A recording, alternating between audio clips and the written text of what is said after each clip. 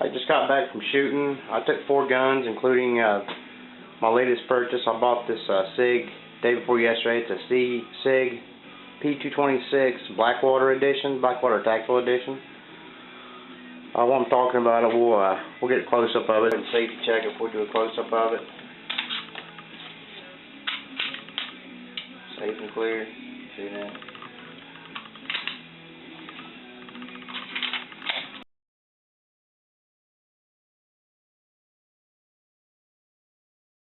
In 2009, they discontinued it in 2010.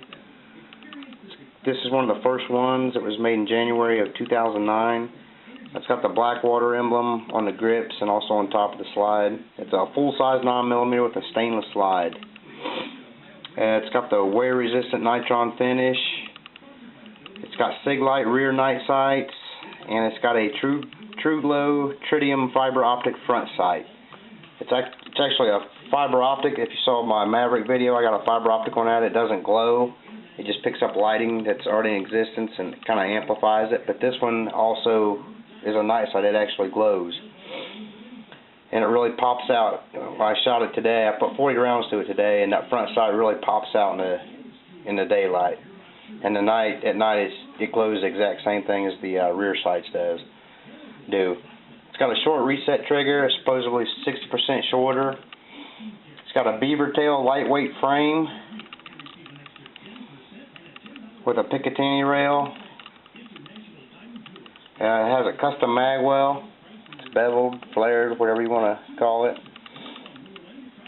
It holds, the magazines are 20 round capacities. It comes with 4 of them.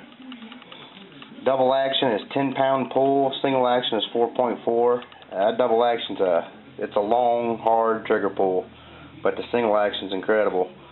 Length is 7.7 inches, width is 1.5 inches, height is 5.5 inches, barrel is 4.4 inches, and the sight radius from front to rear is 6.3. It's pretty lightweight, even with a loaded 20-round magazine. Weighs 34 ounces. There you can see the Blackwater emblem on top of the slide. And like I said, it's got on both sides of the grips.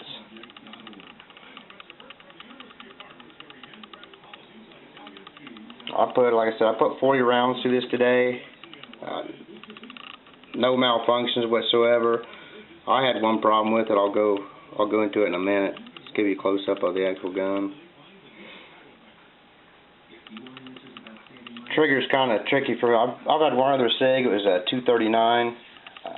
But I didn't care about that. It seemed to be real top heavy, even with a loaded magazine. So this one thing, I just gotta get used to the trigger pull. I like it. It's really light on single action.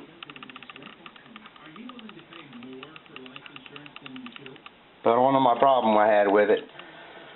I noticed that on the last round fired, it's not really a problem, but the slide wasn't locking back on both magazines, and then I was playing with it a little bit. It was locking back manually, but on both times the last round fired, it slid forward. The grip, for me, it's got a natural tendency to grip high, which I think is a good thing. But I found out what I was doing wrong. Is this gun has been safety checked. Is when I was gripping it, when I'm wrapping my right hand around it, my thumb is actually resting on the slide release, and this slide release doesn't pull down or anything. It just barely pushes in with hardly any pressure at all, and that unlocks your slide. That's what I was doing. I was resting my thumb on there of my right hand, and it was barely resting on it. It was enough to push that down and keep that slide locked down. That's why it wasn't locking back. I did figure that out.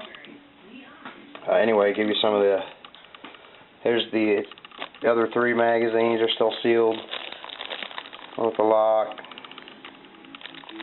Came with all the manuals. I got a good deal on this. I think he said he fired 10 rounds out of it. I fired 40 today. Of the 40 rounds I shot today, I did a mix. I did a full metal jacket, also the flathead full metal jacket and the hollow points, a brass full metal jacket and a copper full metal jacket. It fit everything, not a single misfeed. Like I said, the only problem I had was my own fault. I guess my natural grip was pushing the slide release down, because it is so easy to push down.